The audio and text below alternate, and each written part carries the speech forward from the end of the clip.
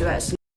पिछले एपिसोड में आपने देखा कि शेरलॉक को बचाने के लिए मैरी ने अपनी जान दे दी है। इस पर वॉटसन शेरलॉक से बहुत ही नाराज होता है और शेरलॉक का मुंह तक नहीं देखना चाहता। इस घटना के बहुत बाद लंदन का एक बहुत ही फेमस और पैसे वाला आदमी है स्मिथ, एक मीटिंग अरेंज कराता है। मीटिंग में स्मिथ के करीबी दोस्त आते हैं। स्मिथ की बेटी फेथ भी आती है। स्मिथ कहता है कि इस मीटिंग में मेरी बेटी और मेरे क्लोज फ्रेंड्स आए हैं। मैं एक सीक्रेट बताने वाला हूँ, लेकिन सुनने से पहले आप लोगों को एक ड्रग लेना पड़ेगा। इतने में अंदर से कुछ नर्सेस आती हैं और हर एक के शरीर में ड्रग इंजेक्ट करवा लेती हैं। इसमें ये इसलिए करवा रहा है क्योंकि इस ड्रग के लेने से लोग उस वक्त सुनी हुई बातें भूल जाएंगे। अरे सीक्रेट भुलाना ही है तो ये आदमी उनको बता क्यों रहा है, ऊपर से इतने लोगों को बेवजह कोई ड्रग भी दे रहा है। दरअसल स्मिथ एक साइको है जो अपने सीक्रेट सबको बताना चाहता है पर नहीं चाहता कि कोई उसको याद रखे, इसलिए उसने ऐसा घुमावदार तरीका अपनाया है। क्या करे, बड़े लोगों के चोचले भी बड़े होते हैं। अब इन लोगों के शरीर में ड्रग चढ़ने लगता है और स्मिथ अपना सीक्रेट बताने लगता है। ये लोग सीक्रेट सुन भी लेते हैं और उसको भूल भी जाते हैं। अब स्मिथ की बेटी फेथ अपने कमरे में जाती है और जल्दी से अपने पिता की बात एक पेपर में लिखने लगती है। स्मिथ किसी का खून करने वाला है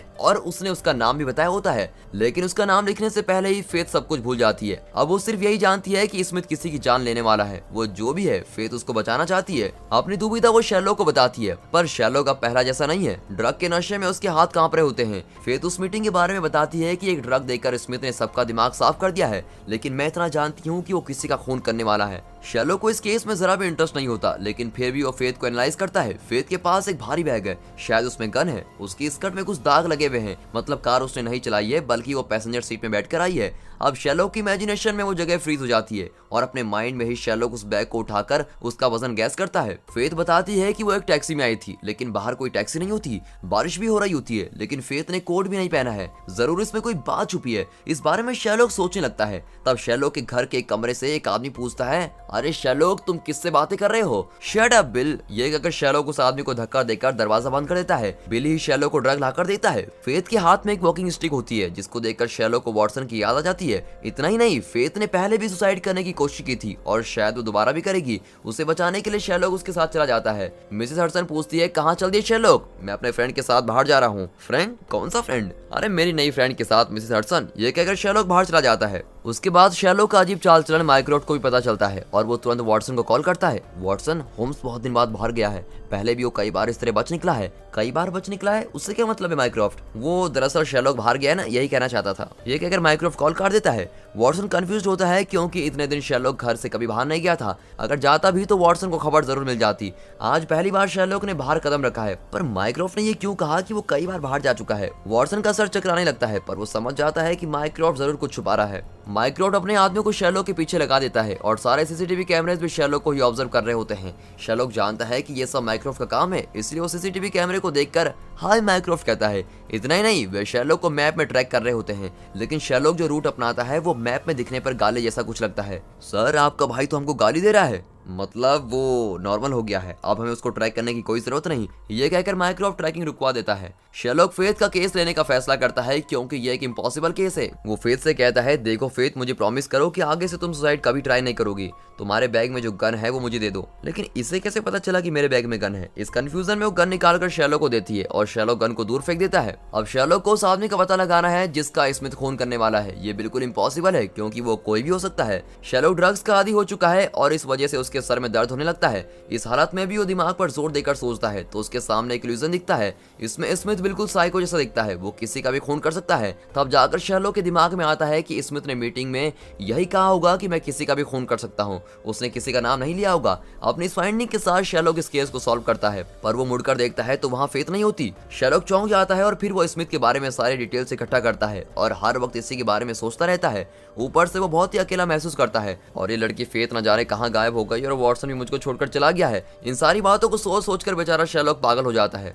अपने स्ट्रेस में वो दीवारों पर शूट करने लगता है। फिर मिसेस हडसन पर भी चिल्लाता है कि जाओ मेरे लिए चाय बनाकर लाओ। वो बेचारी चाय बनाकर लाती है और डर के मारे उसका हाथ कांप रहा होता है। इस वजह से चाय का कप नीचे गिर जाता है, लेकिन शेरलॉक एक ही सेकंड में गन नीचे रखकर उस कप को बीच हवा में पकड़ लेता है। उस एक सेकंड में मिसेस हडसन गन उठाकर शेरलॉक पर पॉइंट करती है। क्यों रे, मुझे बूढ़ी समझा है तूने? चुपचाप मेरे साथ चल, मैं कहीं चलने वाला नहीं, समझी मिसेस हडसन? अब मिसेस हडसन तुरंत अपनी कार लेकर जाती है और वो भी कोई साधारण कार नहीं, एस्टन मार्टिन कार, जो ब्रिटिश लग्जरी स्पोर्ट्स कार है। इस शानदार कार में हवा से बातें करते हुए मिसेस हडसन जा रही होती है। उन्हें पुलिस फॉलो कर रही होती है और ऊपर से हेलीकॉप्टर भी फॉलो करता है। अगर वो फंस गई तो उन पर लाखों का फाइन लग सकता है। अब मिसेस हडसन कार रोकती है और पुलिस ऑफिसर कहता है, अरे दादी माँ, इतनी तेजी से कार कहाँ चला रही हो। इस पर मिसेस हडसन पुलिस को फोन देती है और माइक्रोफ्ट लाइन पर होता है। माइक्रोफ्ट पुलिस से बात करता है और मिसेस हडसन को फाइन से बचा लेता है। दरअसल मिसेस हडसन वॉटसन से मिलने आई है और ये वॉटसन के नए डॉक्टर का घर है। मिसेस हडसन, आप यहाँ? आपको इस जगह का कैसे पता चला? वॉटसन, शेरलॉक एकदम पागल हो गया है, कम से कम एक बार तो आकर उसको देख लो। प्लीज मिसेस हडसन, आप चले जाइए, मैं उसको नहीं देखूंगा। मिसेस हडसन मायूस होकर बाहर चली जाती है। वॉटसन को बुरा लगता है और वो कहता है, मिसेस हडसन, मैं शेरलॉक से बात करने को तैयार हूँ, लेकिन मैं उतनी दूर नहीं जाना चाहता। Thank you so much Watson. ये कहकर मिसेस हडसन जाकर अपनी कार की डिग्गी खोलती है तो वहां पर शेरलॉक होता है। मिसेस हडसन ने शेरलॉक को गन पॉइंट पर धमकाया था, लेकिन शेरलॉक मारा नहीं और इसीलिए उसके मुंह पर पंच मारकर मिसेस हडसन उसे यहाँ पार्सल करके ले आई। अब वे वॉटसन की डॉक्टर के घर के अंदर जाते हैं। वॉटसन को इस बात से चिढ़ होती है कि इस बूढ़ी मिसेस हडसन के पास इतनी शानदार कार है, उससे रहा नहीं जाता और वो पूछ ही लेता है कि ये कार आपके पास कैसे आई। वॉटसन, तुमने क्या मुझे चाय पिलाने वाली, नाश्ता बनाने वाली नौकरानी समझा है? मेरा पति एक बहुत ही बड़ा ड्रग डीलर था और लंदन में उसके कई सारे घर हैं, बहुत ही बड़े, और ये कार किस खेत की मूली है? कुछ भी कहो, वॉटसन को ये बात पचती नहीं। तब वॉटसन स्मिथ को कॉल करता है और वो कहता है, क्यों वॉटसन, तुम्हारे दोस्त शेरलॉक ने ट्विटर में मुझे साइको बताया था। स्मिथ, शेरलॉक का पहले जैसा नहीं है, वो ड्रग एडिक्ट हो चुका है, इसलिए वो पागलों जैसी हरकतें कर रहा है। आप प्लीज उसको माफ कर दीजिए। कोई बात नहीं वॉटसन, दरअसल मैं तुमसे और शेरलॉक से ही मिलना चाहता हूँ। तुम्हारे घर के बाहर मैं खड़ा हूँ, तुम अभी चले आओ। वॉटसन कंफ्यूज होकर कहता है, लेकिन ये तो मेरी डॉक्टर का घर है। हाँ वॉटसन, मैं सब जानता हूँ। शेरलॉक ने 2 हफ्ते पहले मुझे इस घर का एड्रेस दे दिया था। अब वॉटसन का दिमाग फिरने लगता है क्योंकि इस नई डॉक्टर को वो सिर्फ 1 हफ्ते से कंसल्ट कर रहा है, लेकिन 2 हफ्ते पहले ही शेरलॉक ने गैस कर लिया कि मैं इस डॉक्टर को कंसल्ट करने वाला हूँ। अबे ओए शेरलॉक, तुम बिल्कुल भी नहीं बदले, लेकिन तुम्हारा प्लान क्या है? शेरलॉक कहता है कि मैं बहुत जल्दी मर जाऊंगा, मेरा दिमाग स्मिथ के केस में उलझा हुआ है। अब वॉटसन शेरलॉक का हाथ चेक करता है और उसमें इंजेक्शन के फ्रेश मार्क्स देखता है। मतलब तुम अब भी ड्रग्स ले रहे हो? मैं अभी मॉली को कॉल करता हूँ। इतने में डोरबेल बजती है। ये क्या मॉली, तुम यहाँ क्या कर रही हो? वो ये है वॉटसन की शेरलॉक ने मुझे 2 हफ्ते पहले ये एड्रेस दिया था और मुझे आज इसी टाइम पर आने को कहा। वॉटसन समझ जाता है कि शेरलॉक ने पक्का कोई प्लान बनाया है। मॉली शेरलॉक को टेस्ट करती है और फिर वे स्मिथ की कार में उससे मिलने जाते हैं। तब वॉटसन को इल्यूजन होता है कि मैरी अब भी उसके साथ है। इसी इल्यूजन के साथ वॉटसन जी रहा है। वहाँ स्मिथ शेरलॉक को गले लगाकर उसे अपने हॉस्पिटल में लेके जाता है और कहता है कि बच्चे तुम्हें देखकर बहुत खुश होंगे, फिर हम अपने बारे में बातें करेंगे। हॉस्पिटल के लिए वे निकलते हैं कि कार में बैठकर शेरलॉक किसी को मैसेज करता है और वो भी स्मिथ के मोबाइल से। स्मिथ से गले मिलते वक्त उसने स्मिथ का मोबाइल उड़ा लिया था। लगता है अच्छा डिटेक्टिव होने के साथ साथ चोर भी अच्छा है। शेरलॉक, ये तो मेरा मोबाइल है। हाँ स्मिथ, तुम्हारा ही है, लेकिन मैंने इससे किसी को मैसेज किया है और उस मैसेज को मिटा भी दिया है। वो सीक्रेट इंसान तुमसे जरूर मिलेगा, लेकिन शेरलॉक, मैंने इसके पासवर्ड को लॉक किया था। शेरलॉक स्मिथ को चिढ़ाते हुए कहता है कि मोबाइल का पासवर्ड तोड़ना तो मेरे बाएं हाथ का खेल है। अब स्मिथ भी शेरलॉक के बारे में समझने लगता है। फिर वे एक हॉस्पिटल में जाते हैं और वहाँ के बच्चों के बीच शेरलॉक भी बच्चा बन जाता है। वे शेरलॉक से कई सवाल भी पूछते हैं। बीच में स्मिथ भी बच्चों की तरह पूछता है कि तुम सीरियल किलर को कैसे पकड़ते हो? बाकी खूनी किसी तरह से खून करते हैं, लेकिन सीरियल किलर तो किसी का भी खून करते फिरते हैं। उनके खून करने की वजह भी किसी को पता नहीं होती। शेरलॉक बताता है कि सारे सीरियल किलर ऐसा नहीं करते। कुछ सीरियल किलर तो सोसाइटी में नामी लोग होते हैं और वे अपने टारगेट के बारे में कहीं न कहीं छोटी सी सूचना जरूर छोड़ देते हैं। शेरलॉक, तुम्हारा मतलब है कि अगर हमारे देश की रानी एक सीरियल किलर है तो किसी को पता नहीं चलेगा? इस तरह सवाल करते हुए स्मिथ हाथ में रखी हुई बारबी गर्ल गुड़िया का सर नोच रहा होता है। अब ये देखकर शेरलॉक तो फैसला कर ही लेता है कि स्मिथ एक सीरियल किलर है। तब स्मिथ शेरलॉक को अपने फेवरेट रूम में लेके जाता है, लेकिन शेरलॉक किसी दूसरे कमरे में जाता है जहाँ कई ड्रग्स रखे होते हैं। ये वही ड्रग्स हैं जो स्मिथ ने अपनी मीटिंग में सभी को दिए थे और अपना सीक्रेट भुलवाया था। फिर शेरलॉक स्मिथ के फेवरेट रूम में जाता है जो एक मुर्दा घर है। वहाँ एक बुजुर्ग औरत की लाश होती है और स्मिथ उसका मुंह जबरदस्ती खोलकर उससे गुड़िया की तरह खेल रहा होता है। वॉटसन चौंक कर पूछता है, स्मिथ, क्या तुम सच में सीरियल किलर हो? वॉटसन, तुम भी शेरलॉक की तरह बहक गए हो। बहुत सारे ड्रग्स लेने की वजह से शेरलॉक को इल्यूजन दिखते रहते हैं। उसकी नजर में मैं एक साइको हूँ, पर वो जो कुछ भी कह रहा है वो सब झूठ है। पर वॉटसन जानता है कि शेरलॉक कभी भी झूठ नहीं बोल सकता। तब वहाँ किसी की आहट होती है तो शेरलॉक कहता है, क्या देख रहे हो स्मिथ, वो तुम्हारी बेटी है। तुम्हारे मोबाइल से मैंने उसी को मैसेज किया था कि मैं अपने सारे खून कबूल करने को तैयार हूँ, इसलिए वो यहाँ आई है। मजाक मत करो शेरलॉक, तुम कैसे जानते हो कि मेरी एक बेटी भी है? तुम्हारी बेटी खुद मेरे पास आई और तुम्हारा सारा सीक्रेट मुझे बता गई। हम दोनों बहुत देर बात कर रहे थे। अब स्मिथ की बेटी अंदर आती है तो उसको देखकर शेरलॉक शॉक हो जाता है। ये वो नहीं है जो शेरलॉक के पास आई थी। उसका नाम फेथ था। वो ठीक से चल नहीं पाती थी और हमेशा वॉकिंग स्टिक यूज करती थी। इस नई लड़की को देखकर शेरलॉक कहता है कि तुम स्मिथ की बेटी नहीं हो, तुम फेथ नहीं हो। अब वॉटसन को यकीन हो जाता है कि ड्रग्स लेने की वजह से शेरलॉक का माइंड उथल पुथल हो चुका है और वो रियलिटी में नहीं, इल्यूजन में जी रहा है और स्मिथ सीरियल किलर नहीं है। शेरलॉक को इल्यूजन हुआ कि स्मिथ की बेटी उसके घर आई और उससे अपने पिता के बारे में कंप्लेन करके गई। अपने घर में भी शेरलॉक इल्यूजन में ही फेथ नाम की लड़की से बातें बातें कर रहा था, वहाँ फेथ नाम की कोई लड़की आई नहीं। इस वजह से बिली और मिसेस हडसन भी परेशान थे कि ये शेरलॉक किससे बातें कर रहा है और किसके साथ बाहर जा रहा है। इस वक्त शेरलॉक को लगता है कि स्मिथ हाथ में चाकू लेकर खड़ा है। एक्चुअली चाकू स्मिथ के हाथ में नहीं बल्कि शेरलॉक के हाथ में ही है और वो स्मिथ का खून करने जाता है। एन वक्त पर वॉटसन उसको रोक लेता है और खूब पीटता है। ड्रग्स लेकर तुमने अपने दिमाग पर बुलडोजर चला दिया है शेरलॉक, पागल हो गए हो तुम। ये कहकर वॉटसन शेरलॉक के मुंह पर लात मारता है। सब वॉटसन को रोक लेते हैं और तब शेरलॉक कहता है वॉटसन को छोड़ दो, मैं उसी के हाथों मरना चाहता हूँ। मैरी उसकी जिंदगी थी और वो मेरी वजह से मर गई। शेरलॉक बेचारा बहुत दुखी होकर ये सब कुछ कह रहा होता है। वॉटसन गुस्से में चिल्लाता है कि मेरी पत्नी मैरी तुम्हारी वजह से मरी है। वॉटसन के मुंह से यह शब्द सुनकर शेरलॉक और डिप्रेशन में चला जाता है और बेचारा बेहोश हो जाता है।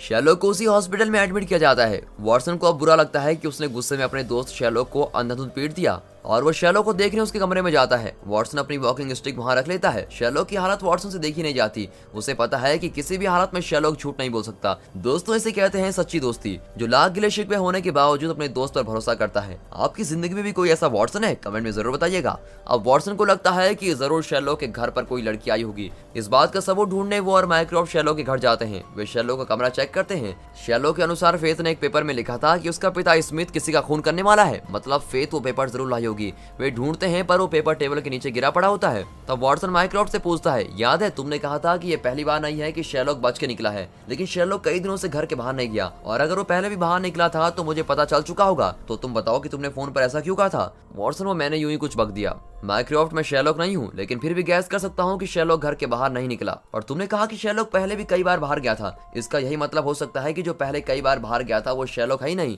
जरूर तुम्हारा कोई और भाई है जो तुम्हारी कस्टडी से बच निकला है। वॉटसन जानता है कि शेरलॉक हर जरूरी बात को किसी पेपर में लिखकर एक चाकू उस पर रख देता है। बिल्कुल उसी तरह वहाँ एक कवर मिलता है जिसमें एक सीडी होती है, उस पर मिस मी करके लिखा होता है। वॉटसन माइक्रोफ्ट और उसके आदमियों को बाहर बेचकर सीडी प्ले करता है। उसमें मैरी कहती है कि अगर तुम ये सीडी देख रहे हो इसका मतलब है कि मैं मर चुकी हूँ। शेरलॉक, इसमें मैं वॉटसन के बारे में कुछ कहने वाली हूँ, बस इतना कहना चाहती हूँ कि वो मुझसे बहुत ज्यादा प्यार करता है। अगर मैं मर गई हूँ तो वॉटसन तुम पर बहुत ही गुस्सा होगा, शायद वो तुमसे बात करने से इनकार कर देगा, मेरे बिना उसकी जिंदगी सूनी हो जाएगी। वॉटसन तुमसे इतना नाराज हो जाएगा कि वो किसी भी हालत में तुमसे मदद नहीं मांगेगा। लेकिन शेरलॉक, मैं जानती हूँ कि तुम दोनों जैसे बेस्ट फ्रेंड कहीं नहीं होंगे। मैं नहीं चाहती कि मेरी वजह से तुम दोनों की दोस्ती में दरार पड़े, इसीलिए शेरलॉक तुम नर्क में जाओ, कुछ भी करके तुम ऐसी सिचुएशन पैदा करो जिससे कि वॉटसन तुम्हारी मदद करने के लिए मजबूर हो जाए। किसी बड़े आदमी से पंगा लेकर ऐसी सिचुएशन में पड़ जाओ कि तुम्हारी जान पर बनाए। अगर ये हो गया तो वॉटसन तुम्हें बचाने दौड़ चला आएगा। इस तरह तुम दोनों की सुलह हो जाएगी। मैरी की इन्हीं बातों से शेरलॉक ने ड्रग्स लेना शुरू कर दिया था और खुद को इतनी बदतर सिचुएशन में धकेल दिया। इसी बीच एक लड़की से उसे स्मिथ के बारे में पता चला।